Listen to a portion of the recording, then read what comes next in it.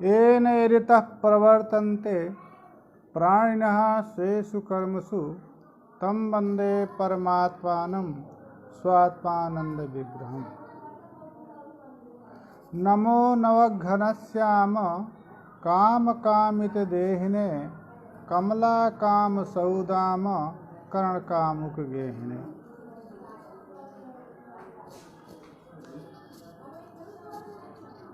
पंचदशी तत्व विवेक, आत्म विवेक, आत्मा अनात्मा का विवेक, अनाथ पदार्थ से आत्मा का पार्थक्य प्रतिपादन किया गया है इस प्रकरण में। इसी में पूर्व में बताया कि चिद रूप जो ज्ञान है वो विषयों में भेद होने पर जागरणकालीन, स्वप्नकालीन, सुषुप्तिकालीन भी विषयों में भेद है, प्रथम पृथक भेद है, परंतु ज्ञान एक रूप है, ज्ञान में भेद नहीं है, ये बताया गया। और वो जो संबित है वो आत्मा है, परानंद है, आत्मा है और परानंद है, निरतिशय आनंद स्वरूप है। क्यों? परम प्रेमास्पदम यतः, यथा सा परम प्रेमास्पद है, अतः परम प्रेमास्पद जो होता है वो निरतिशय आनंद रूप होता है। सभी आनंद की अभिकांक्षा करते हैं, उत्तर उत्तर आनंद की, सुख की अभिकांक्षा होती है। जो सुख प्राप्ति के उत्तर काल में अन्य सुख की अभिलाषा न हो वो निरतिशय सुख है, उस सुख की सभी की अभिलाषा होती है। आत्मा परम प्रेमास्पद ये है, इसलिए है कि आत्मा के लिए जो है वो प्रिय है, आत्मा किसी के लिए प्रिय नहीं है। मैत्रेयी ब्राह्मण में कहा गया, सर्वस्य कामाय न सर्वं प्रियो भवति प्रियं भवति, आत्मनस्तु कामाय सर्वं प्रियं भवति। स्त्री की कामना है, न भार्या कामाय भार्या प्रियो भवति, भार्या की कामना है इसलिए भार्या प्रिय नहीं है, अपितु आत्मना यदि प्रिय है तभी भार्या प्रिय है। इसी प्रकार के सकल जागतिक पदार्थों में उत्तरोत्तर प्रियता का निरूपण करने पर परम प्रेम जो आत्मा है वही परम प्रेम का आश्रय है, अतः परमानंद है। कहा क्यों परमानंद है? माँ ना भुवम ही भूयासम इति परम प्रेम आत्मनि। परम प्रेम आत्मा में इसलिए है कि वो नित्य है। माँ भुवमिति ना, पूर्व में नहीं था ऐसा नहीं कह सकते हैं। माँ ना भुवम अहम माँ भुवम इति, ये आत्मा के विषय में मैं पूर्व में नहीं था। और दूसरा ना भूयासम, माँ सत्यम कदापि माँ किंतु भूयासम एव सदा। आत्म सुख जो है परम सुख इसलिए है कि वो नित्य है, शाश्वत है। अपितु अन्य जो वैषयिक सुख हैं वो वृत्ति रूप सुख हैं। आनंद स्वरूप जो आत्मा है उस आत्मा का विषयाकार परिणित जो अंतःकरण की वृत्ति है, उस वृत्ति में उस आनंद स्वरूप आत्मा का प्रतिबिंब हो जाने पर तत्प्रतिबिंबित जो वृत्ति है वो वृत्ति भी सुख स्वरूप हो जाती है। वस्तुतः आत्मा ही सुख है और शाश्वत है। सत्यम ज्ञानम अनंतम ब्रह्म आनंदम ब्रह्म विजानीयात। तो ब्रह्म के आनंद रूपता, सदरूपता, चिद्रूपता, अनंत रूपता श्रुति प्रतिपादित किया है। दूसरी बात, युक्ति से भी आत्मा का परमानंदता सिद्ध है। सबसे पहले अपने जो वस्तु है, धनादि है, वो प्रिय होता है। सबसे पहले ग्राम संबंधी प्रिय है, उनसे अधिक अपना वस्तु प्रिय है, अपने वस्तु से अधिक पुत्रदार आदि प्रिय हैं, उससे अधिक जो है अपना शरीर प्रिय है, और शरीर से प्रिय अधिक आत्मा। दूसरी बात, आत्मा के भान रहने पर ही आनंद रहता है, आत्मा के भान न रहने पर आनंद नहीं रहता, इसलिए भी परम प्रेमास्पद है। उसी को कहना चाह रहे हैं, अभाने न परम प्रेम भाने न विशेष स्पृहा अतो भाने पिया भाता असौ परमानंदता आत्मा। आत्मा को परमानंद रूप जो कहा, वो परमानंदता क्या है आत्मा की? आभाने, आभाने अप्रतीतौ न परम प्रेम आत्मनि। आभाने न परम प्रेम, जब तक उसका भान नहीं होता, जब तक आत्मा का प्रत्यक्ष नहीं है, तब तक परम प्रेम नहीं। एक और जब आत्मा का स्वरूप ज्ञान हो जाता है, भान हो जाता है, तो विषय स्पृहा नाम, विषय इच्छा नहीं रह जाती है। अतः अतो भाने पियतो असौ अभाता, अतः आत्मा का प्रकाश होने पर भी, आत्मा हमेशा आभासित रहने पर भी अभाता, आभासित जैसा प्रतीत होता है। यही परमानंदता आत्मा की है। कहा, यदि परमात्मा का भान ही नहीं है,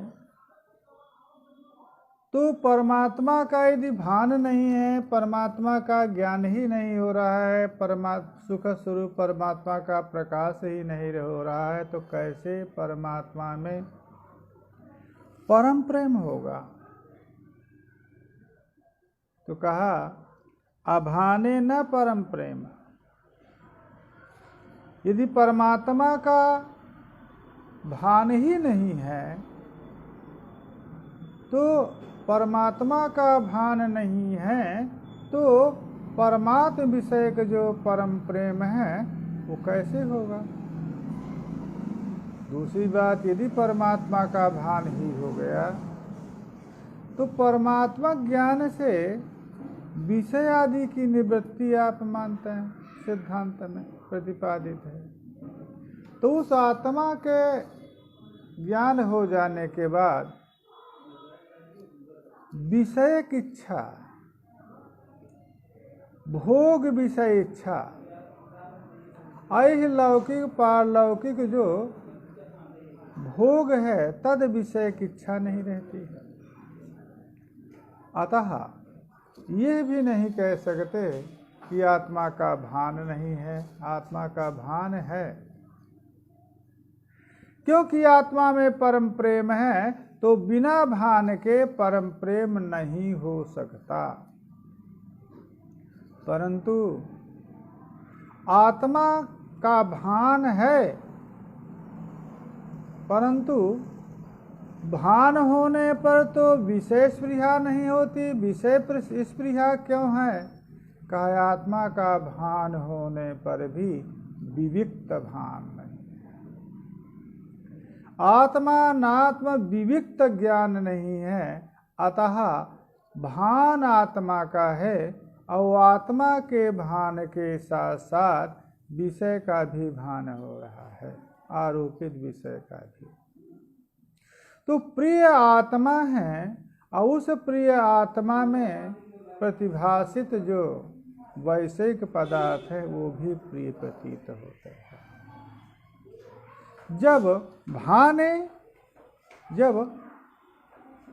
अनाथ पदार्थ से पार्थक्येन जब आनंद रूप आत्मा का ज्ञान हो जाता है तो ना विषय स्पृहा, विषयक इच्छा, विषय भोग इच्छा नहीं रह जाती है। अतः जब तक आत्मा का स्वरूप भास नहीं है, भाषित नहीं है, तभी तक आत्मा में आरोपित विषयों की इच्छा होती है, विषय प्रिय प्रतीत होते हैं। तो आत्मा का यदि आनंद स्वरूप आत्मा का यदि प्रत्यय हो गया, साक्षात्कार हो गया, तो विषय की इच्छा, विषय प्रेम समाप्त हो जाता है। अतः ये आत्मा का भान है, परंतु विषय स्पृहा साथ साथ चल रही है, तो आत्मा का भान होने पर भी आत्मा का भान कहलाता है। भाना भान उभय कैसे हो सकता है? आत्मा का अनात्मा के साथ अविविक्त ज्ञान रहने पर भी विविक्त ज्ञान नहीं है, यही कहा जा सकता है। यदि विविक्त ज्ञान हो गया तो विषय इच्छा, विषय स्पृहा, विषय भोग इच्छा समाप्त हो जाएगी। अतः ये तो नहीं कह सकते कि आत्मा का भान नहीं है, परंतु विविक्त ज्ञान न होने के कारण विषय की भी स्पृहा होती है। इसीलिए परमानंदता आत्मा की है कि आत्मा आनंद स्वरूप आत्मा के भान रहने पर, प्रकाश रहने पर विषयों में भी आनंद रूपता प्रतीत होती है, क्योंकि विषयों से विविक्त आत्मा का ज्ञान जब तक नहीं है तो आनंद स्वरूप आत्मा है और उनसे अविविक्त जो अनाथ पदार्थ हैं, भौतिक पदार्थ हैं, उनमें भी प्रियता प्रतीत होती है। परंतु वही जब आत्मा का अनाथ पदार्थ से पार्थक्य प्रतीति हो जाती है तो विषय स्पृहा नहीं रहती है। अतः आत्मा के भान रहने पर उससे अविविक्त जो विषय हैं उन विषयों में प्रेम है। आत्मा के भान न रहने पर विषयों में प्रेम नहीं है, अतः परमानंदता आत्मा की है। अब इसी जो भाने पिय भाता, इस अंश को स्पष्ट करने के लिए आगे का जो 11वां श्लोक है उसको पढ़ रहे हैं।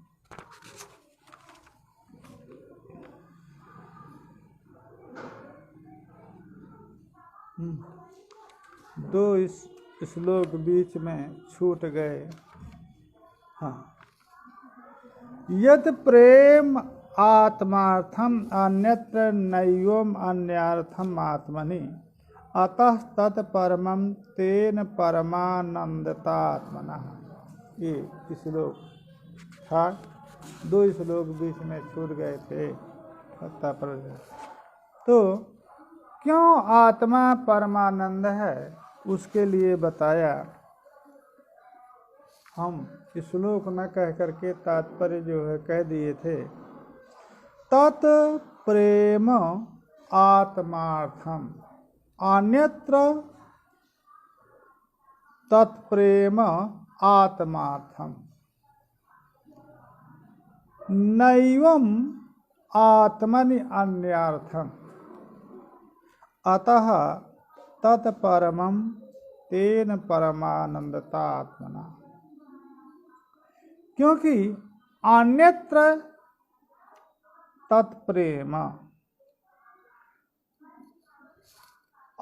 स्वातिरिक्त आत्मातिरिक्त जो पुत्रादि में जो प्रेम है, यत प्रेम तत् आत्मार्थम, वो आत्म प्रयोजनार्थक है, आत्मनिमित्तक है।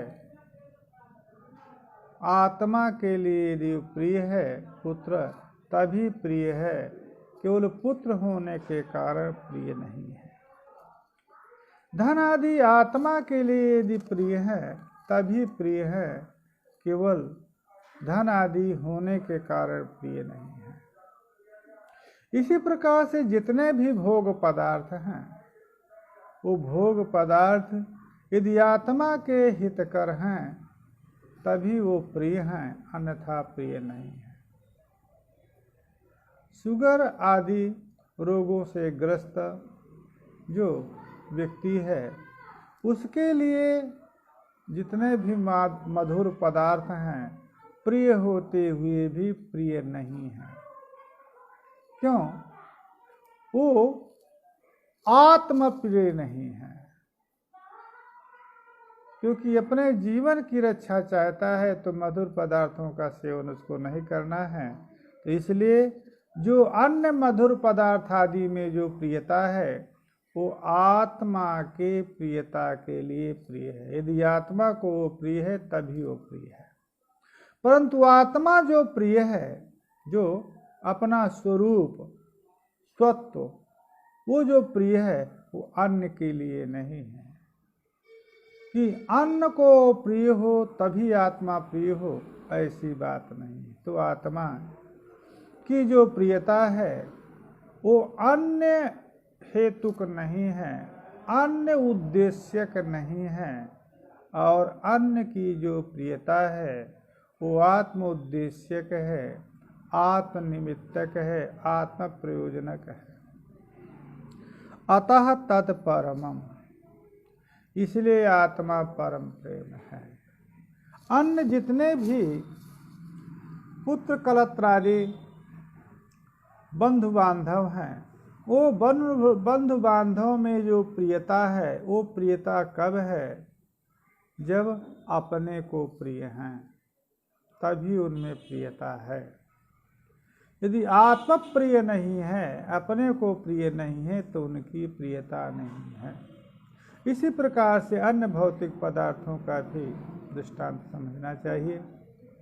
परंतु आत्मा जो प्रिय है वो अन्य बंधु बांधवों के को प्रिय है तभी मेरा आत्मा प्रिय हो, ऐसा नहीं है। इसलिए आत्मा की परमानंदता है। इत्थम सच्चिद परानंद आत्मा युक्ता तथा विधम परम ब्रह्म तयोश्चैकम श्रुत्यंतरेषु उपदिश्यते। इस प्रकार से आत्मा सत रूप है, आत्मा सत्ता स्वरूप है, चित रूप है, प्रकाश रूप है, आत्मा परमानंद रूप है। युक्त्या तथा विधम, इस प्रकार से युक्ति के द्वारा आत्मा को बता दिया कि आत्मा अबाध सत्ताक है, इसलिए सत है। आत्मा के ही भान से, प्रकाश से सभी का प्रकाश होता है, इसलिए आत्मा चिद रूप है। आत्मा परानंद है, क्योंकि आत्मा के आनंद के लिए अन्य आनंद है, आत्मा का आनंद दूसरे के लिए नहीं है। युक्ति के द्वारा साधित किया। इसके बाद तथा विधम परम ब्रह्म तयोश्चैकम श्रुत्यंतरेषु उपदिश्यते। इस प्रकार से अन्य श्रुतियों में भी, वेदांत उपनिषद में भी परम ब्रह्म तयोश्चैक्यम्। परम ब्रह्म पर ब्रह्म, ब्रह्म जीवात्म ब्रह्म, दोनों का ऐक्य अन्य श्रुतियों में भी प्रतिपादित किया गया है, तत्वमस्यादि श्रुतियों में। उसी को यहाँ निरूपण करते हुए कहा कि अभाने न परम प्रेम भाने न विशेष तो भाने भाता सौ परमानंदात्मा। जब तक उसका भान नहीं होगा तब आत्मा में प्रेम नहीं होगा, भान होने पर विषय स्पृहा नहीं होगी। अतः आत्मा का भान होते हुए भी आत्मा अभाता है। पार्थक्य के प्रतीति न होना अभाता है। उसी को दृष्टांत में कहा, अध्येति वर्ग मध्यस्थ पुत्राध्ययन शब्दवत् भाने पियभानम भानस्य प्रतिबंधेन युज्यते। ये जो कारिका है, ये कारिका में जो दृष्टांत है, उस दृष्टांत से पूर्णतया संगति यहाँ पर होगी। जो अध्ययन करने वाले छात्र हैं, वो अध्ययन करने वाले छात्रों के मध्य में अपना पुत्र भी अध्ययन कर रहा है और वेद का उच्चारण कर रहा है, सस्वर उच्चारण कर रहा है। अध्येत वर्ग मध्यस्थ पुत्र भी अध्ययन कर रहा है, परंतु वो जो अध्ययन शब्द है वो समेकित अध्ययन शब्द है, वेद का उच्चारण है। वो उच्चारण में सभी एक साथ उच्चारण कर रहे हैं अध्येतागण, उसी में पुत्र भी उच्चारण कर रहा है। तो वो शब्द पुत्र का शब्द होने पर भी, पुत्र का शब्द का भान होने पर भी पुत्रस्य अयं शब्दः ये पार्थक्येन भान नहीं है। क्योंकि पुत्र शब्द के भान के साथ साथ अन्य जो अध्येता वर्ग है, अध्येति वर्ग है, उनका भी शब्द सम्मिलित है। तो पुत्र का शब्द सुनते हुए भी पुत्र शब्द से अयम पुत्र से शब्द ये पार्थक्य प्रतीति नहीं। भाने भी पुत्र का शब्द का भान, प्रकाश, ज्ञान होने पर भी अभानम, अभान है। प्रकाश होने पर भी, ज्ञान होने पर भी अज्ञान है पुत्र शब्द का।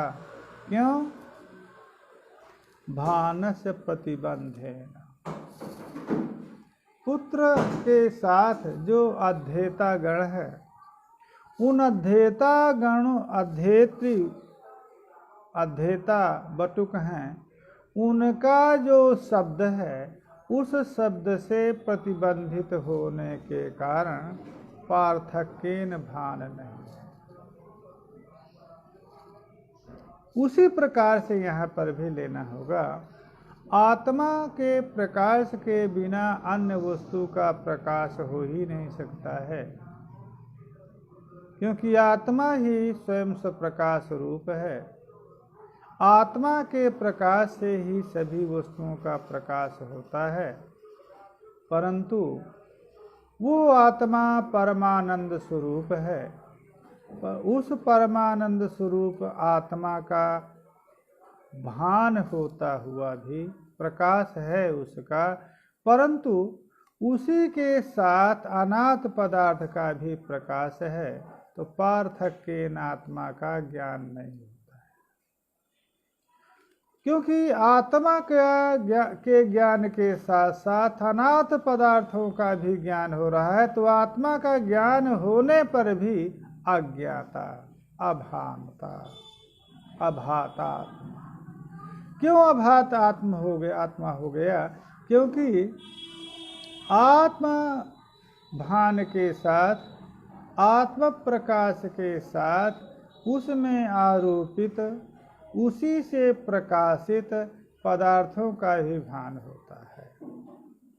अतः आत्मा का भान रहने पर भी अनाथ पदार्थ भान से प्रतिबंधित होने के कारण आत्मा का पार्थक्येन भान नहीं होता है।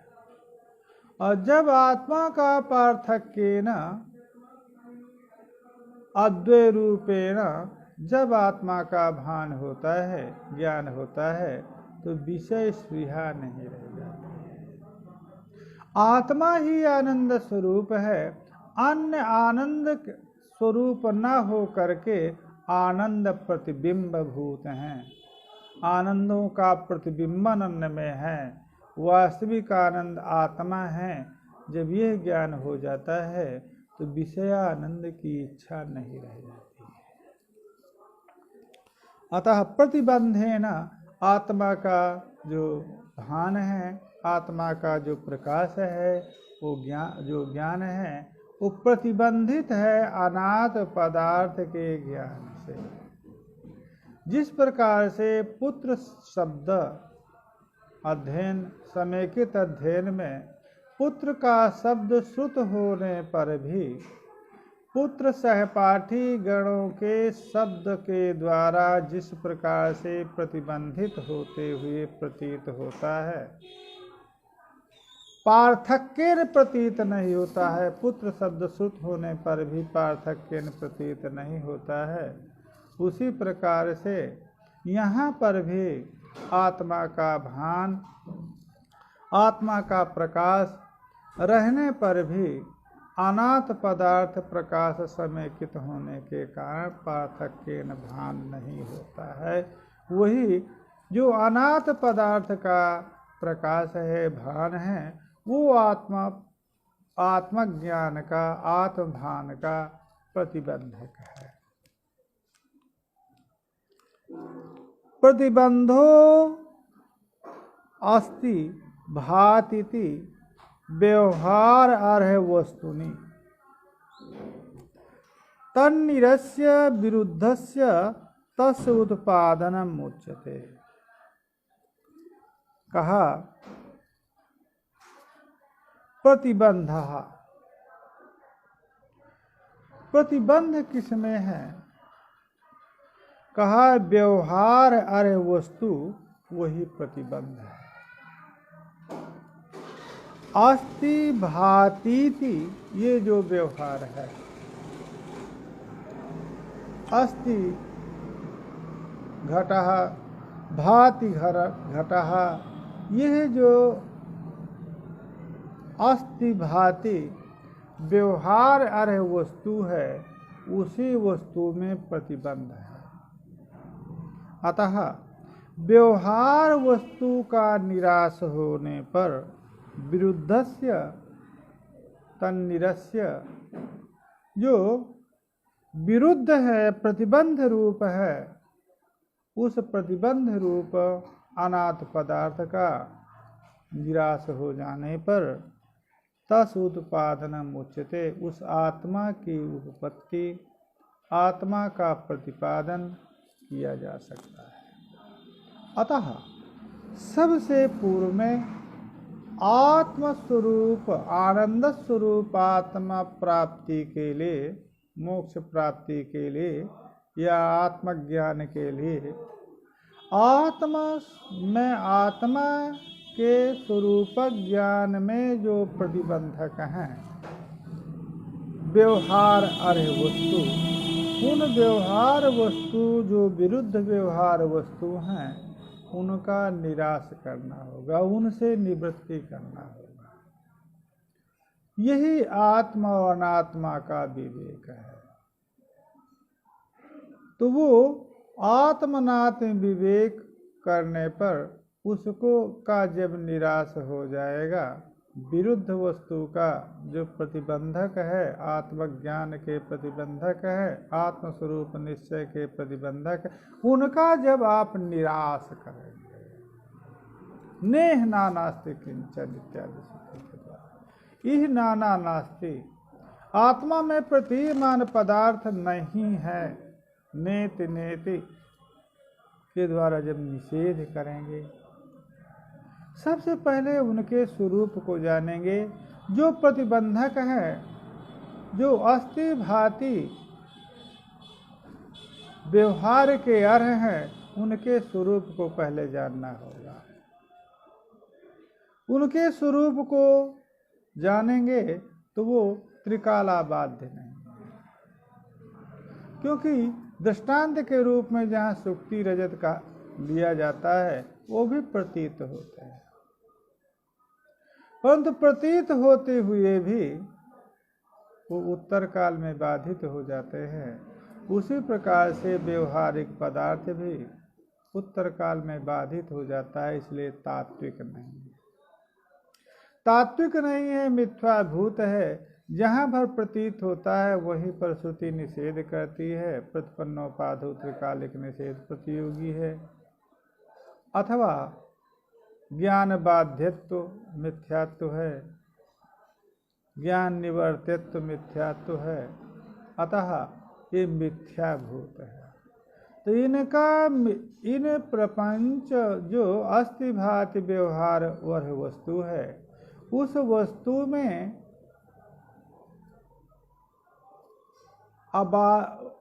बाध्यत्वादि ज्ञान के द्वारा उसमें मिथ्यात्व निश्चय करके उसका निराश करेंगे। उससे अतिरिक्त मिथ्याभूत जो पदार्थ है, उससे अतिरिक्त कोई आत्म तत्व है जिस आत्म तत्व में ये मिथ्याभूत पदार्थों की प्रतीति अधिष्ठान से। तो तस् उपादनम तस् हेतु समानाभिहारः पुत्र ध्वनि श्रुतौ इह अनादिय विद्यैव व्यामोहैक निबंधः। अब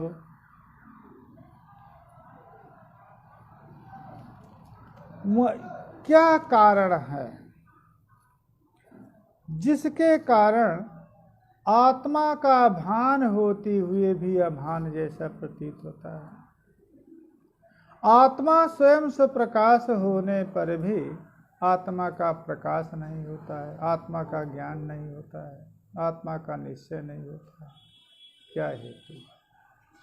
तो दृष्टांत में भी जो पुत्र का शब्द है, श्रुत होने पर भी अश्रुत जैसा प्रतीत होता है।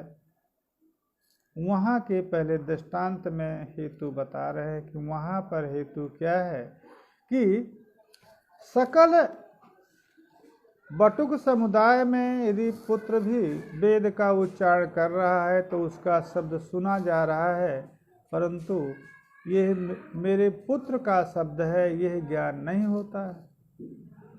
वहाँ पर क्या हेतु है? तो वहाँ पर बताया पुत्र ध्वनि श्रुति में समानाभिहार हेतु है। पुत्र ध्वनि पार्थक्य श्रुत नहीं हो रही है, ये मेरी पुत्र की ध्वनि है।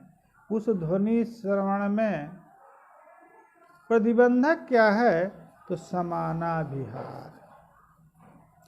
सकल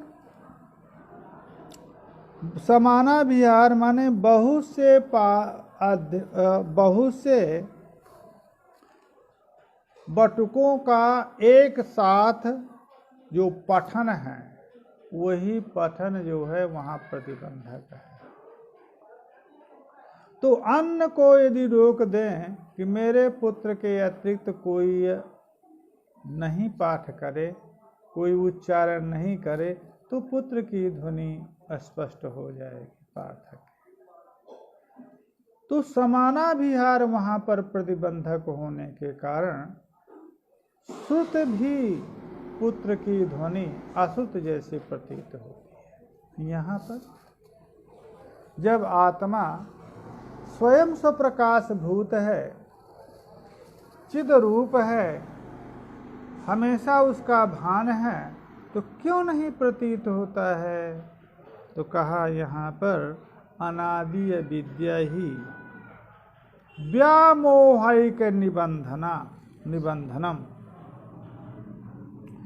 व्यामोहस्य एक निबंधनम निबध्नाति व्यामोहे निबध्नाति इति निबंधनम मुख्य कारणम अनादि अविद्यैव। व्यामोह के बीजभूत अनादि जो अविद्या है, वही अविद्या के कारण आत्मा का भान होते हुए भी भान नहीं होता है। यहाँ पर अविद्या कारण है। अविद्या ने किया क्या कि आत्मा के स्वरूप को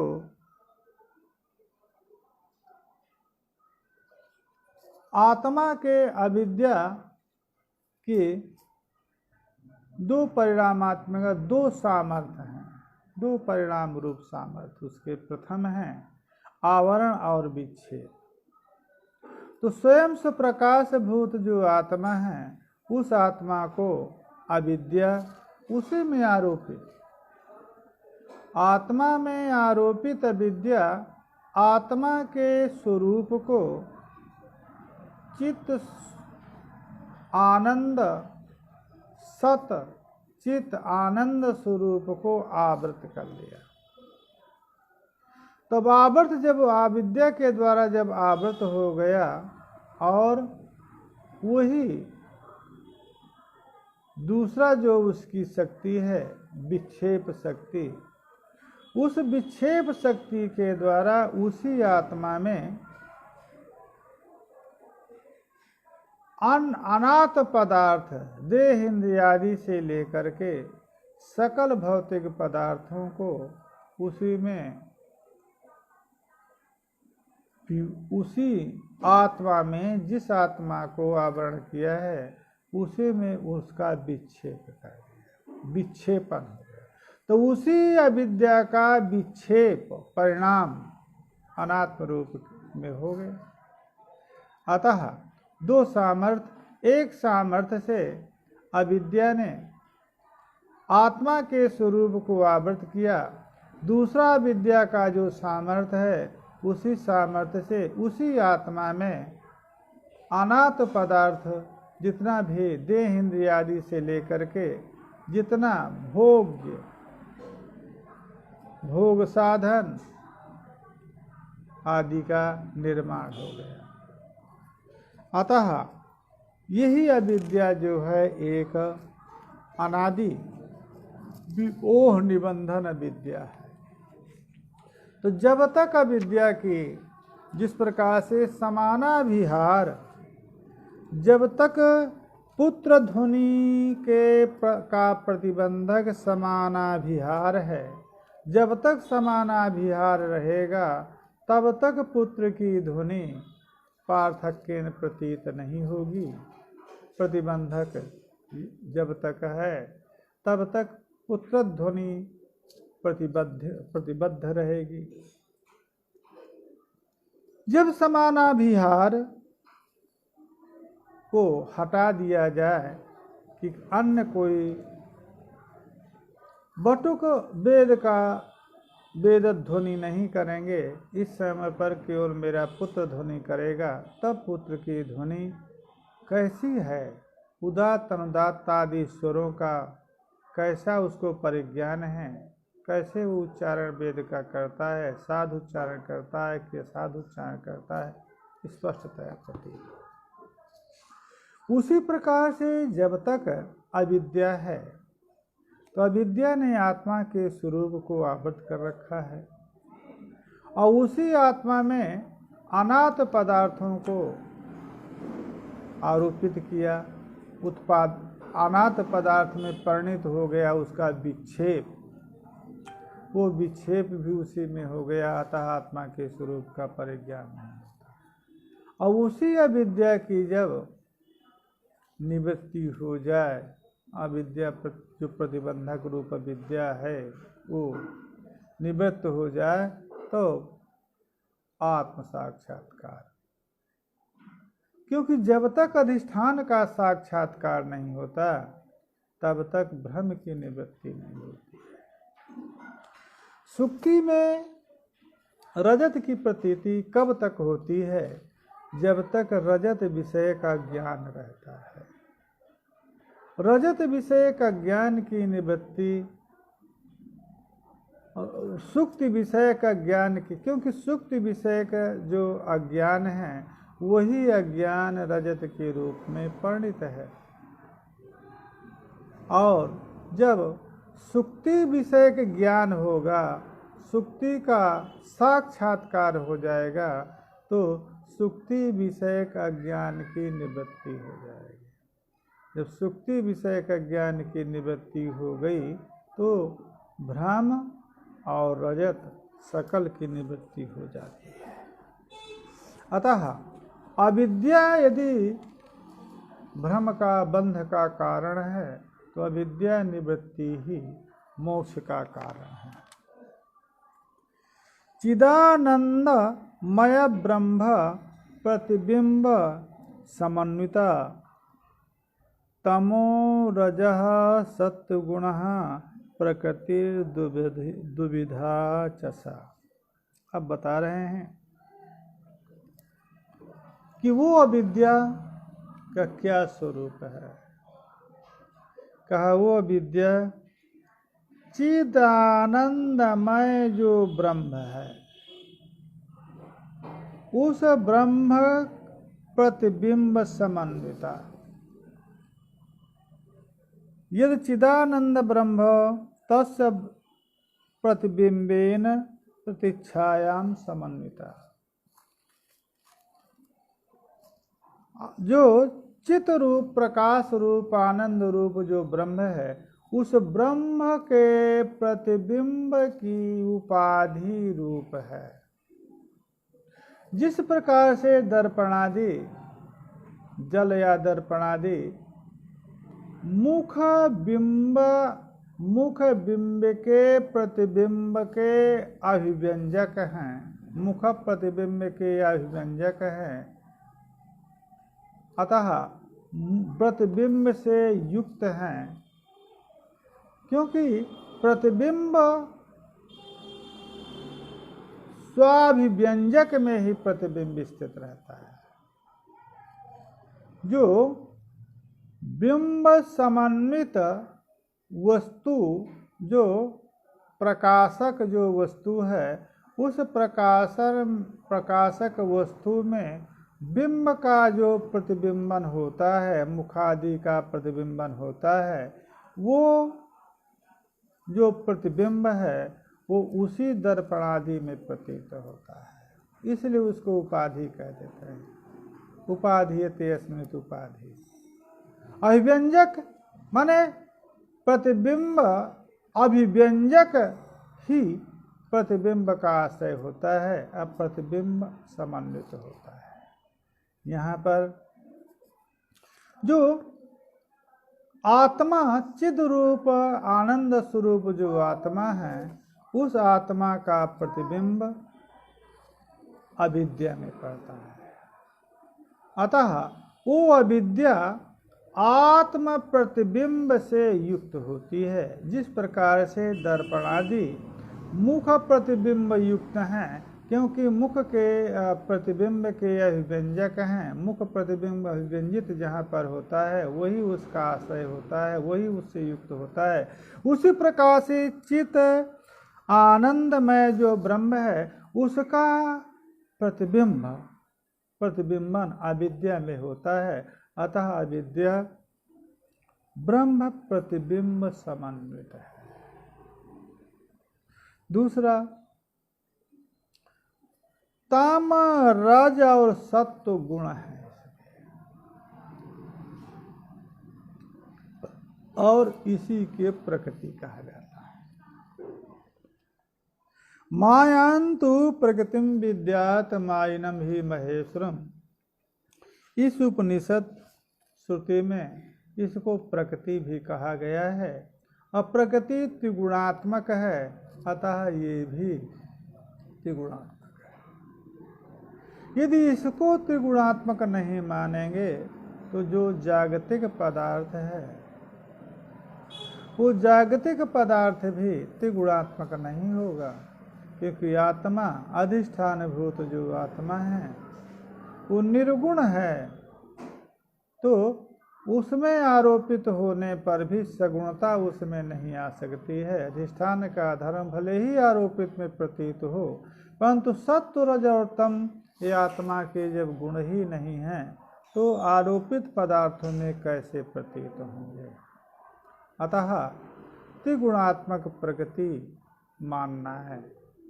जो सांख्यों ने मूल प्रकृति या विकृति रूप से प्रकृति कहा है, उसी को ये कहना चाहते हैं कि वो प्रकृति अविद्या रूप ही है, अविद्या से अतिरिक्त कुछ नहीं है।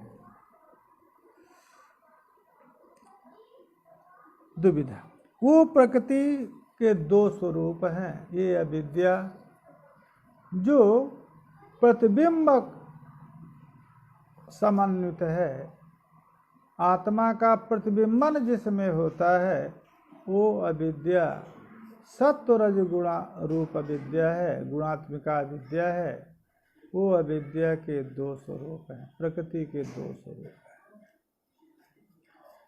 सत्व शुद्धि अविशुद्धिभ्याम माया विद्ये चते मते। माया बिंबो वशीकृत्य ताम सर्वज्ञ ईश्वर। यतः उन्होंने बताया कि अविद्या ही प्रतिबिंब समन्वित है। चिदानंद स्वरूप जो आत्मा है, अविद्या में ही प्रतिबिंबन होता है। अविद्या यदि एक रहेगी तो प्रतिबिंब भी एक होगा। जिस प्रकार से एक ही घट है और उस घट जल में प्रतिबिंबन यदि सूर्य का होगा तो प्रतिबिंब एक होगा। अनेक घटों में जो घट जल में सूर्य का प्रतिबिंबन होगा तो अनेक प्रतिबिंब होंगे। अविद्या को यदि एक मानेंगे तो प्रतिबिंब भी उपाधि के एक होने पर प्रतिबिंब भी एक होगा और इनको दो प्रतिबिंब कहना है। इनके प्रतिबिंबवाद में भी अनेक सिद्धांत हैं। एक प्रतिबिंबवाद में सिद्धांत है कि जो शुद्ध चैतन्य है वो बिंब नहीं है। मायोपहित जो सर्वज्ञ चैतन्य है वो बिंब है और अविद्या में प्रतिबिंबित जो चैतन्य है वो प्रतिबिंब है। और दूसरा मत है कि अविद्या में बिंबभूत चैतन्य ही है और बिंबभूत चैतन्य का प्रतिबिंबन अविद्या में हुआ तो ईश्वर अंतःकरणों में हुआ तो जीव अनेक जीववाद। एक जीववाद में अविद्या की ही दो स्वरूप हैं। उसमें जो सत्व शुद्धि प्रधान, जिसमें सत्व की प्रधानता है, रज और तम अभिभूत हैं, ऐसी सत्व प्रधाना विद्या में जो चित्त स्वरूप आत्मा का प्रतिबिंबन हुआ वो प्रतिबिंब सर्वज्ञ ईश्वर है। मलिन सत्व प्रधान जिसमें तमः प्रधानता है, तम के द्वारा सत्व का अभिभूत है, तम का उद्रेक है, तमः प्रधान जो अविद्या है उसमें जब चैतन्य का प्रतिबिंबन हुआ तो जीव संज्ञा है। अतः प्रथम वाले को बताया, प्रथम की माया बिंब वशीकृत्य ताम स्यात् सर्वज्ञः ईश्वरः। माया बिंब वशीकृतः सर्वज्ञः स। माया बिंबो मायायाम प्रतिफलित चिदात्मा। माया बिंब तदवशी माया वशीकृत्य, वो माया उसके अधीन होती है। माने क्योंकि मयाध्यक्षेन प्रकृति श्रूयते ही चराचरम, वहाँ पर वो माया जो परमेश्वर के अधीन है, वो परमेश्वराधीन माया में ही जो प्रतिबिंबन है वो परमेश्वर है। दूसरा, मलिन सत्व प्रधान जो अविद्या है, उसमें जो प्रतिबिंबित चैतन्य है वो अविद्यावशगः त्वन्यः तद्वैचित्र्यात् अनेकधा सकारण शरीरम स्यात् प्राज्ञस्तत्राभिमानवान्। अन्य, ये जो सर्वज्ञ ईश्वर है, इससे भिन्न जो प्रतिबिंब है, सत्व अविशुद्धि, अविद्या में जो प्रतिबिंब है वो अविद्यावश है, वो अविद्यावश है। और अन्य, दूसरा जो प्रतिबिंब है वो विद्यावश है। तद वैचित्र्यात् अनेकधा, अनेक जीववाद। सच तद वैचित्र्यात् अविद्या उपाधिभूत का वैचित्र्यात् माने अविशुद्ध तारतम्य के कारण अनेकधा है विद्या का परिणाम, अविद्या रूपता। अतः इससे भी एक जीववाद न सिद्ध होकर के अनेक जीववाद सिद्ध होता है। अनेक जीववाद है तो जो शुद्ध सत्व प्रधान विद्या है उसकी में विचित्रता न होने के कारण उसमें प्रतिबिंबित जो चैतन्य है वो ईश्वर एक है, अद्वय है, सर्वज्ञ है। और जो मलिन सत्व प्रधान विद्या में प्रतिबिंबित चैतन्य है जिसको जीव कहा, वो अविद्या के वशीभूत है। अतः अविद्या वैचित्र से वो अनेक प्रकार है। जो सत्व प्रधान अविद्या में प्रतिबिंब है ईश्वर, वो उस ईश्वर के वशीभूत स्वयं अविद्या है। अतः विद्या के वैचित्र से ईश्वर में भेद नहीं हुआ, परंतु ये जो दूसरा प्रतिबिंब है, मलिन सत्व प्रधान अविद्या में जो प्रतिबिंब है, वो प्रतिबिंब रूप जो जीव है उसी को जीव नहीं माना है। वो अविद्या वशीभूत है। अतः अविद्या वशीभूत होने के कारण अविद्या के वैचित्र से अनेक रूपता उसकी है। ये जो अविद्या है ये कारण शरीर है। और एतद अभिमानी जो जीवात्मा है उसको प्राज्ञ कहा गया है। प्रज्ञ है वो प्राज्ञ, प्रकष्टेन ज्ञाता, एतत् नामक है। ये जो कारण शरीर है वो तद अभिमानी जो जीवात्मा है उसको प्राज्ञ कहा है। प्रज्ञ वो प्राज्ञ, वो प्रज्ञ है, अतः उसको प्राज्ञ कहा।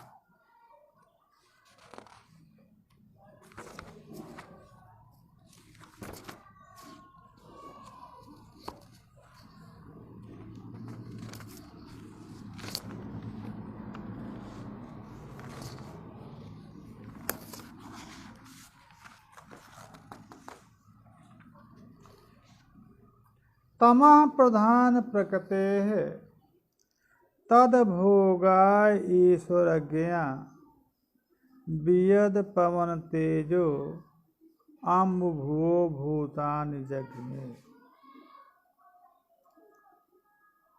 तमः प्रधान प्रकृते तद भोगाय ईश्वरज्ञा तद्भोगाय तेषां प्राज्ञानां भोगाय सुख दुख साक्षात्कार सिद्धये तमा प्रकार प्रधानाया प्रकृते पूर्वोक्ताया उपादान सकाश ईश्वर ज्ञान ईशनादि शक्ति युक्त से जगत सार्थक गया इच्छा है निमित्त कारण वेदादित्यम। अच्छा, ईश्वर ज्ञान अब उसी से जो तमा प्रधान प्रकृति है, वो तमा प्रधान प्रकृति से उन जीवों के भोग के लिए तत्त कर्म के उद्भूत होने पर, भोगोन्मुक्ता होने पर भोग के लिए ईश्वर आज्ञा, ईश्वर इच्छा से, ईश्वर की इच्छा से, अतः उत्पत्ति इच्छावान ईश्वर करता है। तदैक्षत एको हम बहुश्याम प्रजाएय, तो वो इच्छाशयता ईश्वर में है। अतः उसकी इच्छा से उस प्रकृति से आकाश, वायु, तेज, जल और पृथ्वी की उत्पत्ति हुई। तो ये जो तमः प्राधान्य जो अविद्या है, उस अविद्या से पंच महाभूतों की उत्पत्ति हुई। किसके लिए उत्पत्ति है? वो है जीवों के भोग के लिए। क्योंकि जीवों का जो पूर्व कृत कर्म है, वो जो प्रारब्धोन्मुख फलोन्मुख होता है, तो उन फलोन्मुख होने पर उनके भोग के, जीवों के भोग के लिए पंच महाभूतों के पहले उत्पत्ति होती है। फिर उन्हीं पंच महाभूतों का मिश्रीकरण, पंचीकरण जो है वो स्थूल भूत हैं, जो स्थूल भोग योग्य हैं, सूक्ष्म भूत भोग योग्य नहीं हैं। अतः सबसे पहले अपंचीकृत महाभूतों की उत्पत्ति होती है। उसको बताया तमः प्रधान जो प्रकृति है वो उपादान कारण है। और जीवों के भोग के लिए उत्पन्न होने वाले जो आकाशादि महाभूत हैं, उनमें ईश्वर आज्ञा, ईश्वर की आज्ञा से उत्पन्न होते हैं, ईश्वर की इच्छा से उत्पन्न होते हैं, ईश्वर के ज्ञान से उत्पन्न होते हैं।